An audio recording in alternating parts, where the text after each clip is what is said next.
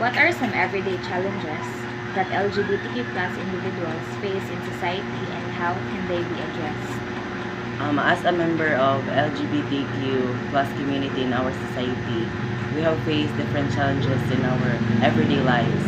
Because, especially nowadays, full of discrimination and lack of gender equality.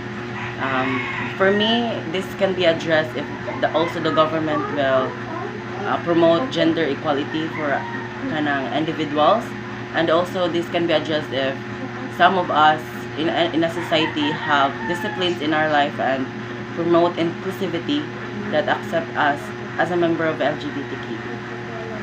What are some misconceptions about LGBTQ plus individuals that you wish more people understand?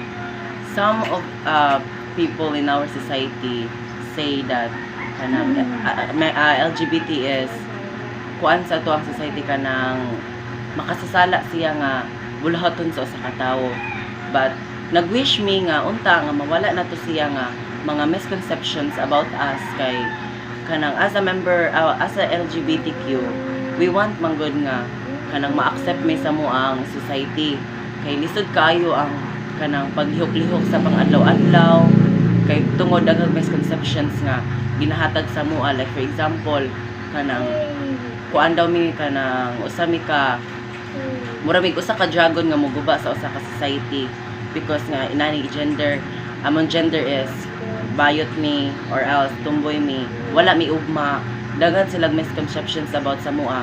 Then among giwish nga unta nga wala una na nila tanan nilahang mga gipang safe about sa mua because of we want sad nga kanang to be peaceful.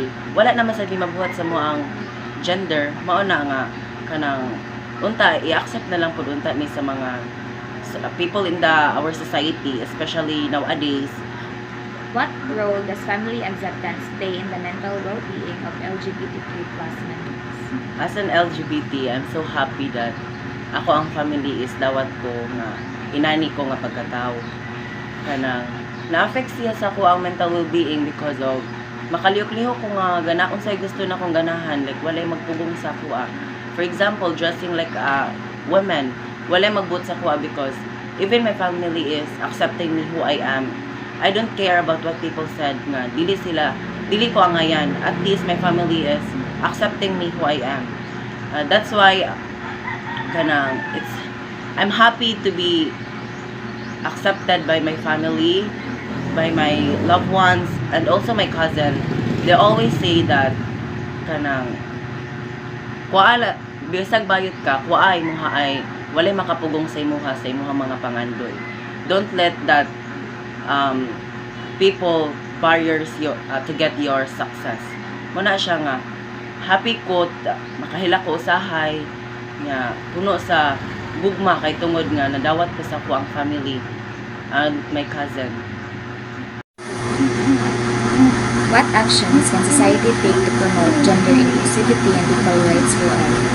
There's a lot of actions that our society can take to promote inclusivity and equal rights to us, a member of LGBT, such as recognizing and respecting people's differences. As an LGBT, kanang daghan jud kaayo og way para ma-promote ang amo ang marespeto mi sa usa ka tawo.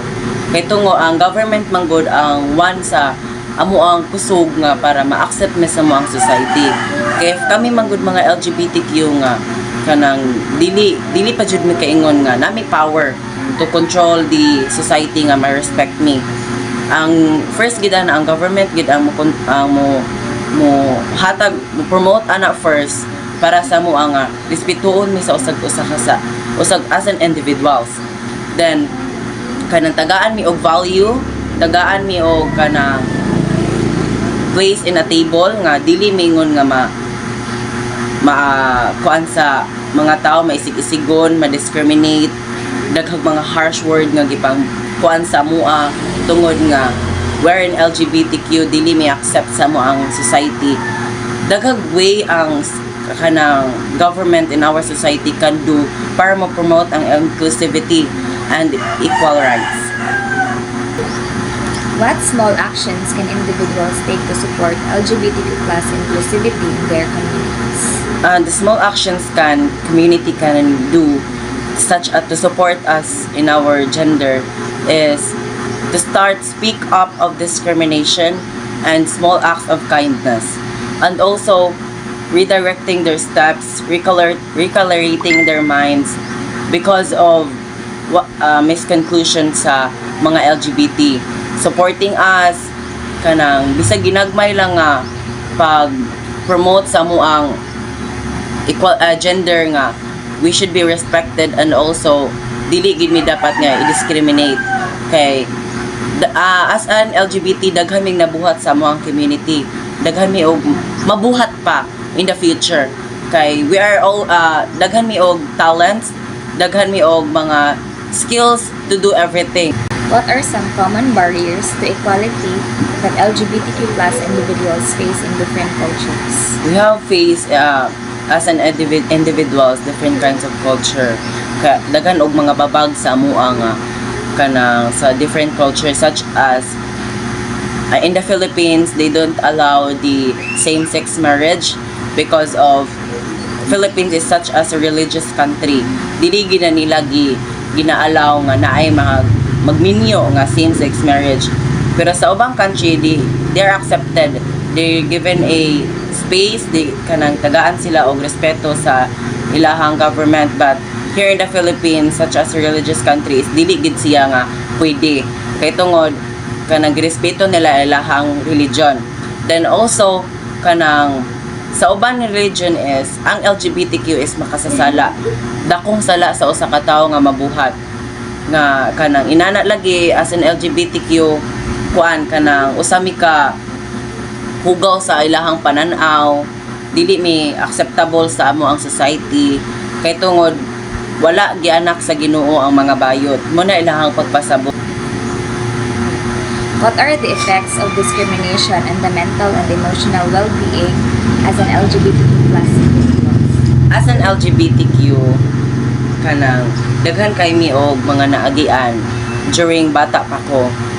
Ako dyan, in my situation is sa una maghila ko, kasakit ako ang mabagtan kay tungod sa una is dili pa jud ko dawat sa ko ang parent, dili pa mi dawat sa mo ang society, full of discrimination, daghan og pang-aabuso nga ingnon mi nga labayot walay ugma, halabayot ni dili ni maka graduate kay tungod magkasakit ni kay mura ba nila hang mga misheard nga basta magbayot ka kay laki na lang gyud, uluhan na lang sa laki, like pangwartaan na lang sa mga lalaki.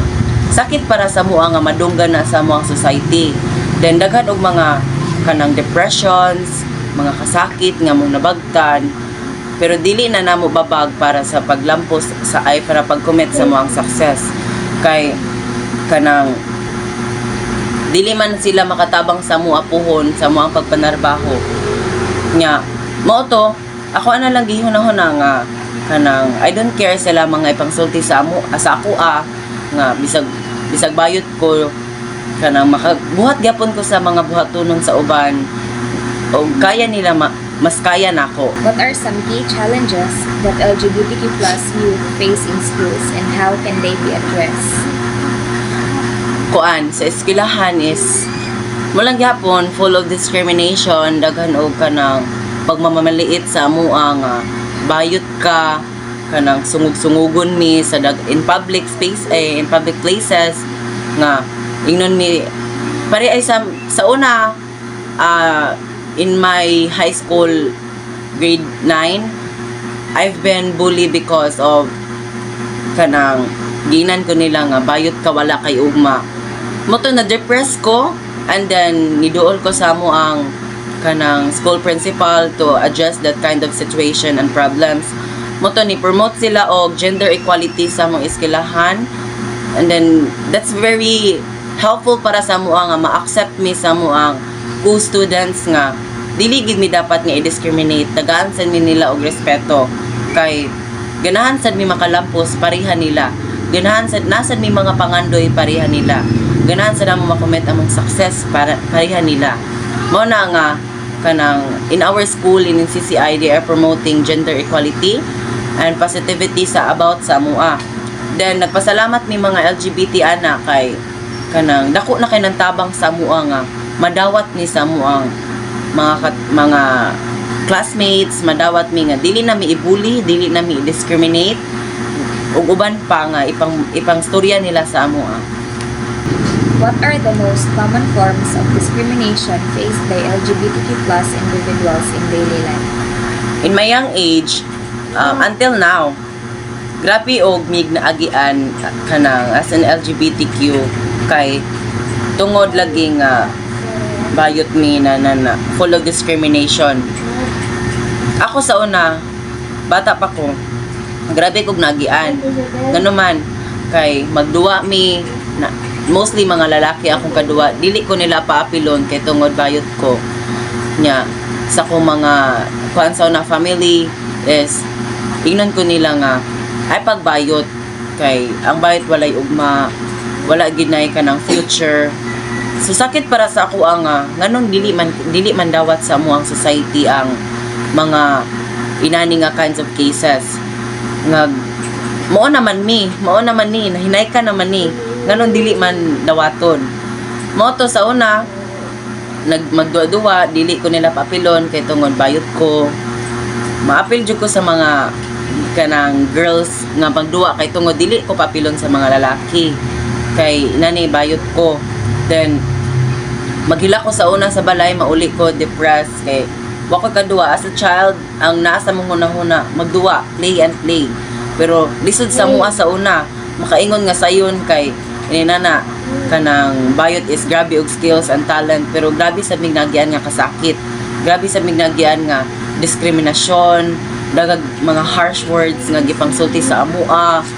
Amo nang gidawat buong buo, pero wala na namo wa mi ni take og revenge kay tungod nga kanang we know nga puhon kanang ma-accept ra gid gyapon may sa mo ang society.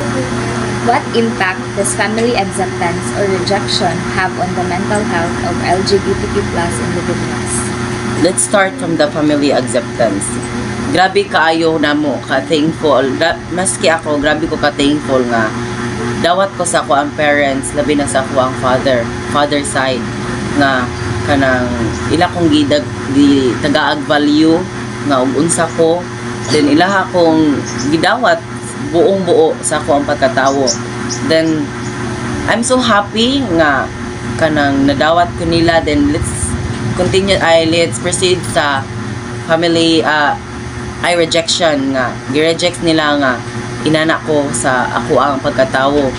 So pag part sa when I was a child nga kanang dili gid ko nila dawat nga bayot ko, dili gid ko nila dawat nga kanang inani ko, moto na ma-depress ko usahay, then makahuna-huna sad ko og mga negative things kay tungod lagi nga everyday na lang gyud nga it is underestimate ko, tamak-tamakan ko sa mga not just in my family but in the society.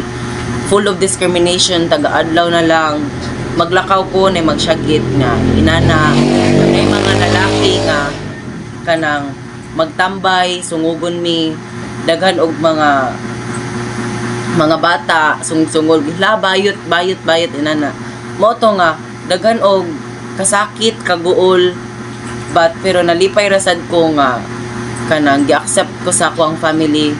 Usa ra gid ilang gingon sa ko nga kanang ayaw paminaw sa uban basta kay kami dawat ka namo.